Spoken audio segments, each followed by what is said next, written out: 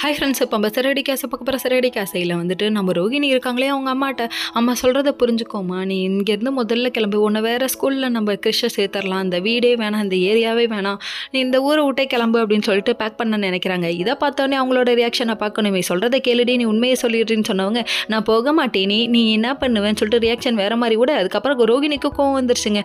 நான் சொல்கிறது தான் கடைசி சரியா அப்படின்னு சொல்லிட்டு அமௌண்ட் எல்லாம் கொடுத்து விட்டுட்டு கிளம்பிட்டாங்க. மறுநாள் விடியுதுன்னு சொல்லிட்டு சூரியனை காமிக்கும் போது இங்கே பார்த்தா இந்த அம்மாவை காணோம், எங்கம்மா போச்சுன்னு பார்த்தா ஓடி ஓடி போயுள்ளேன் அப்படின்னு சொல்லிட்டு இவங்க ஒரு பக்கம் கிளம்பிட்டாங்க. கிறிஷெல்லாம் இங்கே அழகாக நீட்டாக கிளப்பி கூட்டிகிட்டு இருக்க, புது ட்ரெஸ் எல்லாம் வாங்கி கொடுத்துருக்காங்க. இதை பார்த்தோன்னே யார் பெத்த பிள்ளைக்கோ புது ட்ரெஸ் வாங்கி தரான்னு சொல்லிட்டு விஜயா, ஐயோ அது வாயா வங்காள விரிகிடா ரேஞ்சுக்கு பேசுறியம்மா அப்படிங்கிற மாதிரி ஆச்சு. சரி, இது ஒரு பக்கம் இருந்தாலும் அதுக்கப்புறம் நம்ம எல்லாருமே வீட்டில் கிஃப்ட் கொடுக்குறாங்க. நம்மளை கிஃப்ட் கொடுக்குறது என்ன, ஸ்ருதி ரவி கிஃப்ட் கொடுக்குறது என்ன, இதெல்லாம் வாங்கிட்டு சரிப்பா கொண்டு போய் தொலைச்சிட்டு வாங்கன்னு சொல்கிறாங்க.